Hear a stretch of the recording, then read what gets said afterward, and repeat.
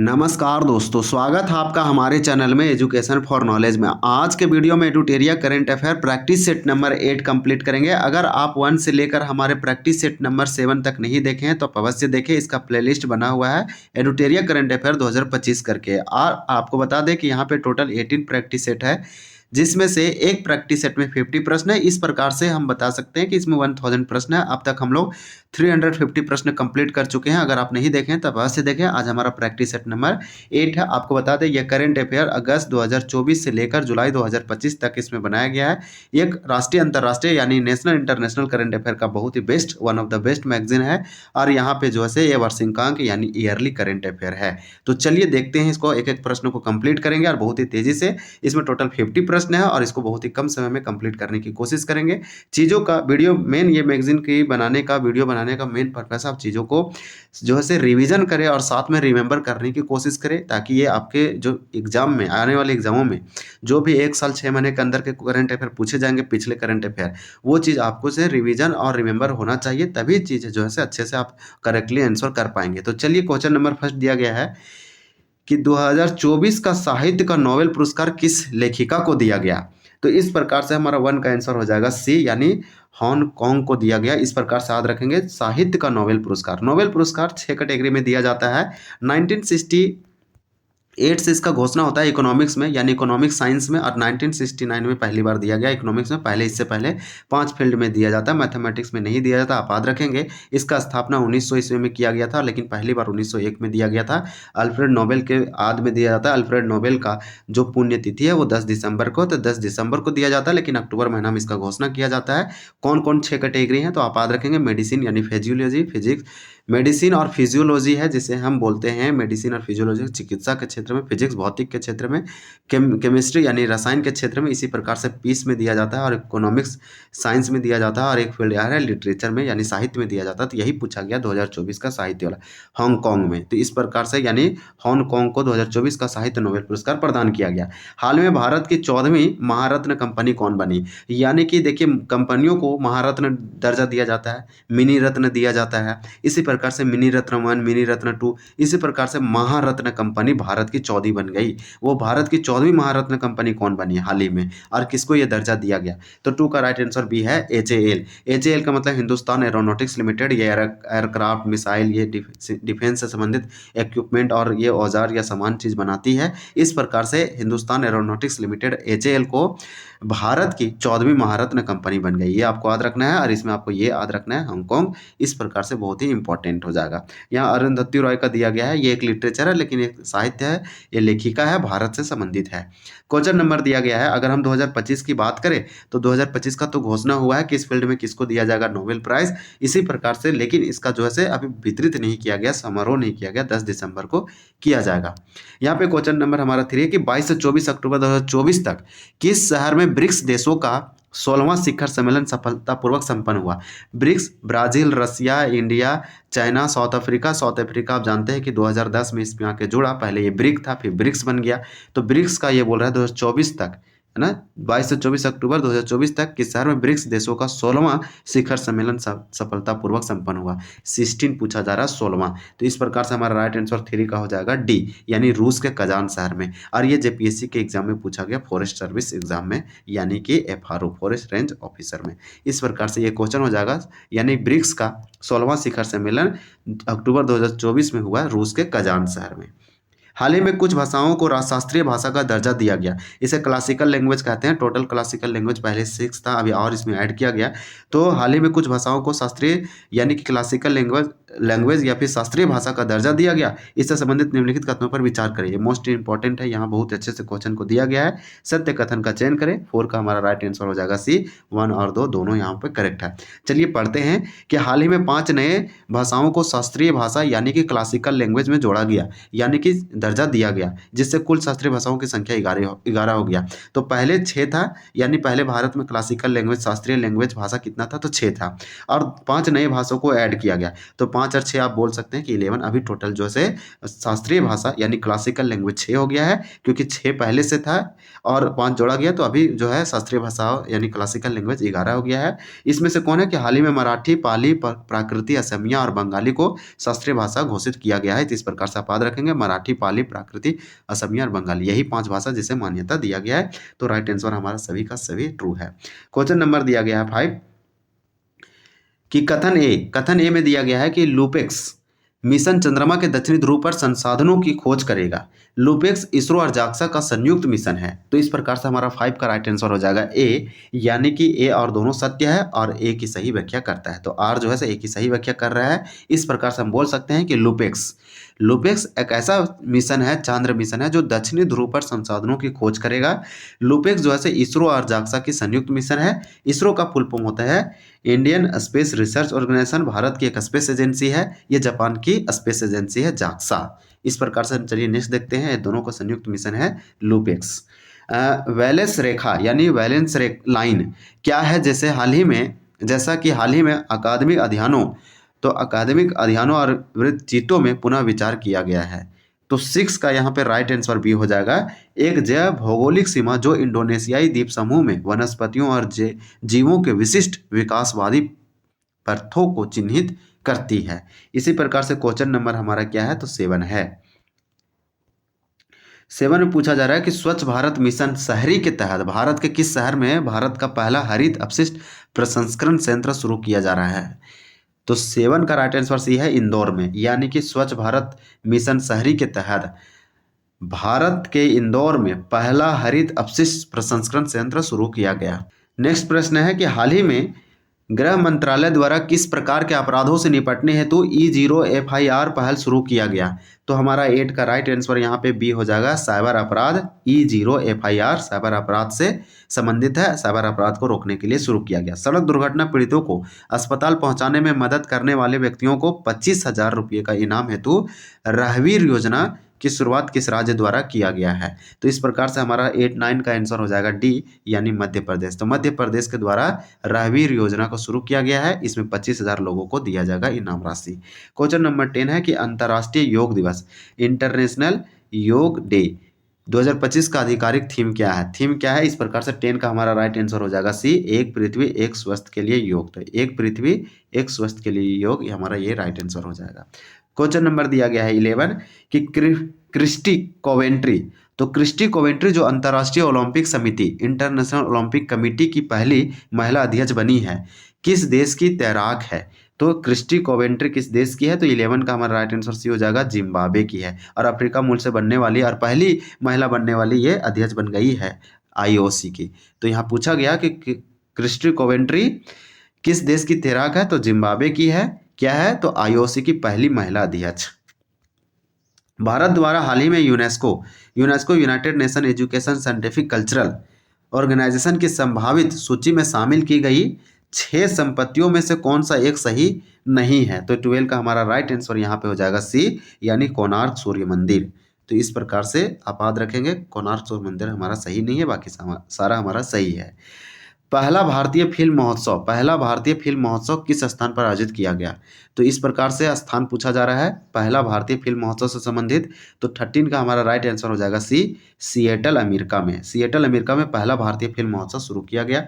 हाल ही में अरुणाचल प्रदेश के कामले जिले में मनाए गए न्योकुम यूलो उत्सव का संबंध मुख्य रूप से किस जनजाति से है? तो किस जनजाति से संबंधित है? तो 14 का यहाँ पे राइट आंसर हमारा हो जाएगा डी, यानी न्यासी या न्यासी जनजाति से। तो न्यासी जनजाति से ये संबंधित है। क्वेश्चन नंबर 15 है, देश में किस राज्य में गांव के लोगों को त्वरित और पारदर्शी तरीके से न्याय दिलाने के लिए पहली बार ई ग्राम कचहरी प्रणाली लागू की गई? तो ई ग्राम कचहरी जो है किस राज्य ने शुरू किया है? तो इस प्रकार से हमारा 15 का राइट आंसर सी हो जाएगा, यानी कि बिहार। तो ई ग्राम कचहरी जो बिहार सरकार के द्वारा शुरू किया गया। भारतीय नौसेना ने हाल ही में किस जहाज को महाराष्ट्र पर्यटन विकास निगम को सौंपा है ताकि उसे भारत के पहले अंडर वाटर म्यूजियम और कृत्रिम चट्टान में परिवर्तित किया जा सके? तो 16 का हमारा राइट आंसर यहाँ पे क्या हो जाएगा? तो 16 का राइट आंसर सी हो जाएगा। सी में दिया गया INS गुलदार। तो INS गुलदार के बारे में आप याद रखें। क्वेश्चन नंबर हमारा 17 है कि खेलो इंडिया पैरा गेम्स 2025 का आयोजन किस शहर में किया गया। 17 का राइट आंसर हमारा हो जाएगा सी, यानी नई दिल्ली में किया गया। मार्च 2025 में जारी वर्ल्ड हैप्पीनेस इंडेक्स के अनुसार भारत की रैंक क्या है। तो भारत की रैंक क्या है, तो 18 का राइट आंसर डी हो जाएगा, 118 है, 118 आप याद रखेंगे किसके अनुसार, वर्ल्ड हैप्पीनेस खुशहाली देश में। इसी प्रकार से विश्व क्षय रोग यानी टीबी ट्यूबरकुलोसिस दिवस 2025 की थीम क्या है।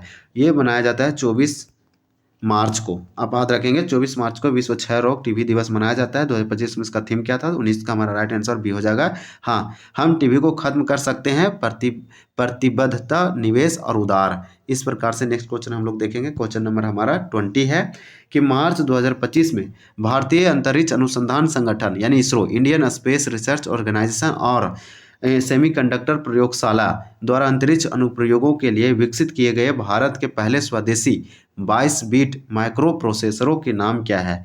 तो 20 का यहाँ पे राइट आंसर हमारा आ जाएगा बी, विक्रम 3201 और कल्पना 3201। तो इस प्रकार से विक्रम और कल्पना का नाम आप याद रखें। क्वेश्चन नंबर 20 है कि मार्च 2025 में भारत ने किस देश के साथ अपने समुद्री डिजिटलीकरण और डीकार्बोनाइजेशन को बढ़ावा देने के लिए एक आशय पत्र LOI पर हस्ताक्षर किया है। तो 21 का राइट आंसर हो जाएगा बी, यानी कि सिंगापुर। भारतीय reserve bank RBI reserve bank of India द्वारा जारी भारत के धन प्रेषण सर्वेक्षण रिपोर्ट 2023-24 के संबंध में निम्नलिखित कथनों पर विचार कीजिए। यहाँ पे 22 का हमारा उपरोक्त, देखिए 22 पूछा जा रहा है कि उपरोक्त कथनों के आलोक में सही विकल्प को चुने। तो 22 का राइट आंसर ये हो जाएगा, केवल कथन 1 सही है, यानी कि 2023-24 में भारत को सबसे अधिक रेमिटेंस संयुक्त राष्ट्र अमेरिका USA से प्राप्त हुआ, यानी यूनाइटेड स्टेट्स ऑफ अमेरिका से रेमिटेंस सबसे अधिक भारत को प्राप्त हुआ 2023-24 में।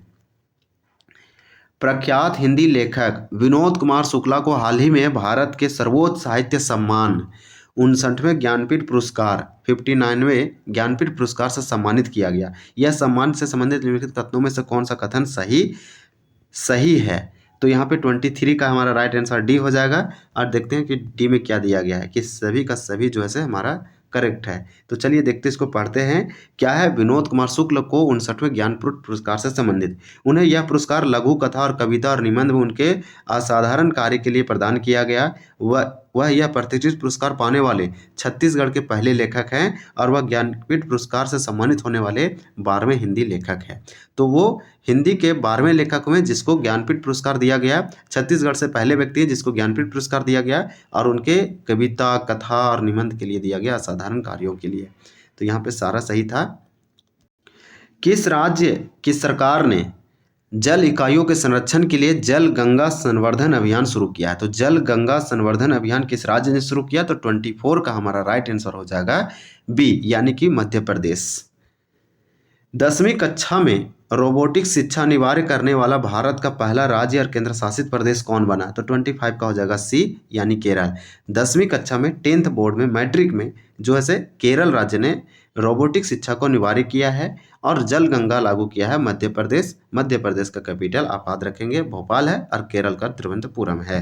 नेक्स्ट क्वेश्चन देखेंगे। विभिन्न पुरस्कारों के संदर्भ में निम्नलिखित में से कौन से जोड़े सही सुमेलित है, और नीचे दिए गए कोटों का प्रयोग कर सही उत्तर चुनिए। तो इस प्रकार से बोल रहा है जोड़े सही सुमेलित है। तो 26 का हमारा राइट आंसर क्या हो जाएगा। तो ए हो जाएगा, यानी कि ए और 2, यानी कि 59वें ज्ञानपीठ पुरस्कार विनोद कुमार शुक्ला को दिया गया, सही बात है। 2025 एबेल पुरस्कार मासाकी काशीवारा को दिया गया कि जो कि जापान के थे और विनोद कुमार शुक्ला छत्तीसगढ़ के थे। तो ये दोनों का दोनों सही है, बाकी ये और ये हमारा गलत है। चलिए नेक्स्ट देखते हैं। भारतीय सिनेमा संस्कृत प्रभाव और सार्वजनिक सेवा में योगदान के लिए लाइफ टाइम अचीवमेंट अवार्ड से किसे सम्मानित किया गया। तो भारतीय सिनेमा संस्कृत प्रभाव और सार्वजनिक सेवा में योगदान के लिए लाइफ टाइम अचीवमेंट अवार्ड, तो 27 का ये हो जाएगा, रजनीकांत को ये दिया गया है। इसी प्रकार से भारत ने किस देश के साथ ग्रीन और डिजिटल शिपिंग कॉरिडोर सहयोग पर एक आशय पत्र यानी LOI पर हस्ताक्षर किया है। तो 28 का हमारा राइट आंसर यहाँ पे क्या हो जाएगा। तो बी हो जाएगा, सिंगापुर। फिर दिया गया कि भारत में मनाया गया अंतर्राष्ट्रीय लवी मेला का संबंध किस देश से है। तो इस प्रकार से 27 का राइट आंसर यहाँ पे हो जाएगा क्या। तो ए हो जाएगा, तिब्बत से, यानी कि लवी मेला जो है से तिब्बत से संबंधित है 28 का। अब देखिए क्वेश्चन में गड़बड़ी देखिए यहाँ पे 28 और 27 और 27 ये सब मिस प्रिंटिंग है बुक में, इस प्रकार से ये इन लोग गलती किए हैं, मिस्टेक। तो 28 का हमारा राइट आंसर आपको बता दें कि बी हो जाएगा, सिंगापुर हो जाएगा। अब ये 29 है तो इसका आंसर बी होगा, भूटान। तो इस प्रकार से इसको आपको भूटान याद रखना है, तिब्बत याद नहीं रखना है। ये क्वेश्चन के नंबर गलती होने से आंसर गलती हुआ। यहाँ पे 30 क्वेश्चन है कि वित्त वर्ष 2024-25 में सबसे अधिक जीएसटी संग्रह करने वाला राज्य कौन सा है? तो महाराष्ट्र है सबसे अधिक, यानी ग्रोस डोमेस्टिक जो है जीएसटी यानी कि गुड एंड सर्विस टैक्स जो है सबसे ज़्यादा कलेक्शन किया है महाराष्ट्र राज्य ने। महाराष्ट्र का कैपिटल मुंबई आप याद रखेंगे। प्रधानमंत्री सूक्ष्म खाद्य उद्योग उन्नयन योजना के सफल क्रियान्वयन में बिहार ने देश भर में कौन सा स्थान हासिल किया है? तो 31 का ये हो जाएगा, ये पहला स्थान टॉप रैंक पे है बिहार राज्य, ऐसा इसमें प्रदर्शन बहुत ही अच्छे किया है। 2025-26 खरीफ विपणन सत्र के लिए न्यूनतम समर्थन मूल्य एमएसपी यानी मिनिमम सपोर्ट प्राइस के संबंध में निम्नलिखित में से कौन सा कथन सही है? तो 32 का यहाँ पे राइट आंसर बी हो जाएगा। सभी खरीफ फसलों में क्या है, नाइजरा सीड यानी नाइजर सीड को एमएसपी में सबसे अधिक निरपेक्ष वृद्धि प्राप्त हुई है। तो इस प्रकार से इसका आंसर हम लोग देखें करेक्ट आंसर। अब हमारा क्वेश्चन नंबर 33 है कि बिहार के साइकिल योजना लागू करने के लिए संयुक्त राष्ट्र यूनाइटेड नेशन ने किन और किन अफ्रीकी देशों के का चयन किया है? तो 33 का हो जाएगा यहाँ पे उपरोक्त में से एक से अधिक, यानी कि माली, जाम्बिया और मेडागास्कर। क्वेश्चन नंबर 34 है। 34 में आपसे पूछा जा रहा है कि सी ड्रैगन 2025 एक वार्षिक बहुपक्षीय नौसैनिक अभ्यास का आयोजन कहाँ किया गया? तो 34 का राइट आंसर भी हो जाएगा, पश्चिमी प्रशांत महासागर में किया गया। फिर हमारा दिया गया है कि हाल ही में अरब शिखर सम्मेलन का आपातकालीन बैठक कहाँ की गई? तो अरब शिखर सम्मेलन का आपातकालीन बैठक हुआ है मिस्र की राजधानी काहिरा में। तो आप इसका आंसर सी हो जाएगा। तो आप याद रखेंगे कि मिस्र का कैपिटल काहिरा है, कतर का कैपिटल दोहा है, और इसी प्रकार से सऊदी अरब का कैपिटल रियाद है, और दुबई एक शहर है संयुक्त अरब अमीरात का, इसका कैपिटल अबू धाबी होता है। इसी प्रकार से 36 दिया गया है कि मोबाइल वर्ल्ड कांग्रेस 2025 बार्सिलोना में भारत का प्रतिनिधि किसके द्वारा किया गया? तो 36 का मोबाइल वर्ल्ड कांग्रेस में भारत का जो प्रतिनिधि रिप्रेजेंटेटिव थे वो कौन थे? तो ज्योतिरादित्य सिंधिया थे। इसका राइट आंसर हमारा हो जाएगा सी। नो योर मेडिसिन ऐप किस मंत्रालय द्वारा की पहल है? तो 37 का राइट आंसर डी हो जाएगा, खेल और युवा कल्याण मंत्रालय का एक क्या है, इनिशिएटिव है, पहल है, नो योर मेडिसिन। द्विपक्षीय और बहुपक्षीय सैनिक अभ्यासों के संदर्भ में निम्नलिखित में से कौन सा जोड़े सम्मिलित नहीं है? तो यहाँ पे गलत पूछा जा रहा है कि नीचे दिए गए कोड का प्रयोग कर सही उत्तर चुनिए। तो इस प्रकार से सम्मिलित सही नहीं है, तो 38 का हमारा राइट आंसर बी हो जाएगा, यानी 1 और 2 जो है सही नहीं है, तो इसको आपको काट देना है। अभ्यास इनियोकस भारत और ग्रीस के बीच, अभ्यास इंद्र भारत और रूस के बीच। फिर दिया गया है 39 कि भारत सरकार द्वारा किस वर्ष तक अपने रक्षा निर्यात लक्ष्य को 50,000 करोड़ तक पहुंचाना है?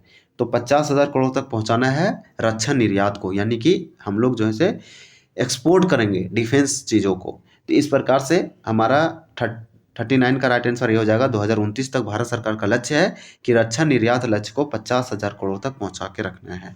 8वें अंतर्राष्ट्रीय एशियाई उद्योग और उभरते बाजार गठबंधनों की परिषद का आयोजन कहाँ किया गया? तो 40 का राइट आंसर यहाँ पे हो जाएगा सी, लखनऊ में किया गया।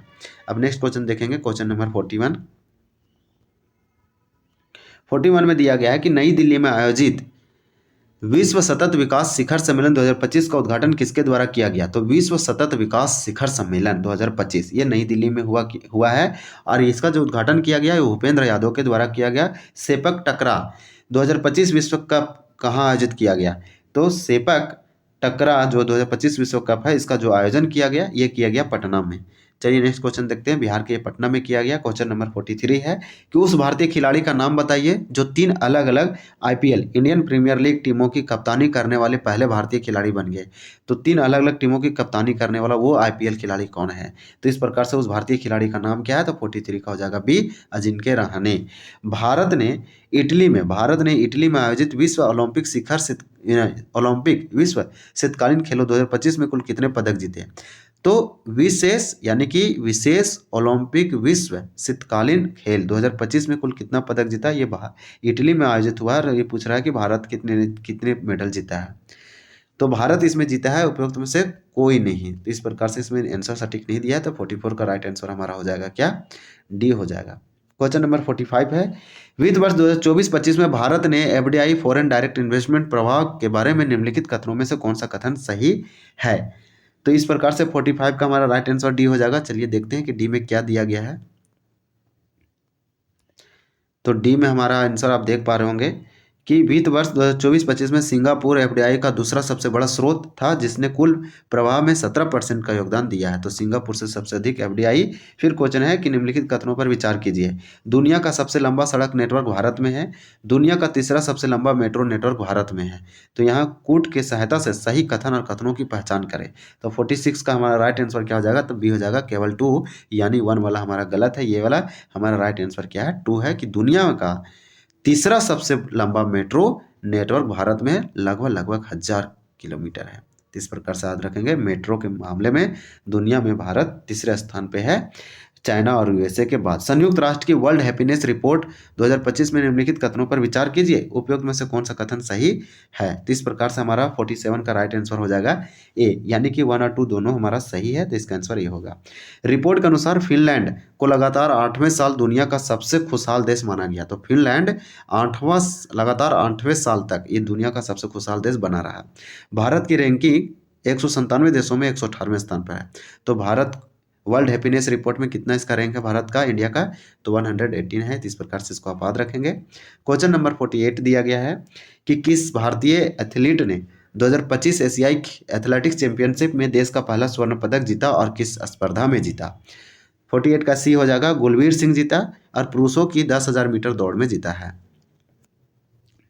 द वेल्थ रिपोर्ट 2025 के अनुसार भारत उच्च नेट वर्थ व्यक्तियों के मामले में किस स्थान पर है। तो 49 का हमारा राइट आंसर यहाँ पे हो जाएगा बी, यानी कि चौथा है। इसी प्रकार से हाल ही में किस एशियाई देश ने भारतीय निवेशकों, पर्यटकों और पेशेवरों को आकर्षित करने के लिए 10 वर्षीय गोल्डन वीज़ा की शुरुआत की है। तो 50 का हमारा राइट आंसर हो जाएगा सी, वियतनाम ऐसा किया है। यानी कि गोल्डन वीज़ा की शुरुआत किसने किया, 10 वर्षीय, तो वियतनाम ने किया है। तो इस प्रकार से टॉप हम लोग प्रैक्टिस सेट कंप्लीट किए, 50 प्रश्न। ये वीडियो आपके आने वाले सारे एग्जामों के लिए इंपॉर्टेंट है। अगर आप किसी भी एग्जाम की तैयारी कर रहे हैं और करंट अफेयर रिवीजन करना चाहते हैं, रिमेंबर करना चाहते हैं, तो इस वीडियो को देख सकते हैं। इससे पहले वाले वीडियो को आप देख सकते हैं। चलिए तब तक के लिए धन्यवाद।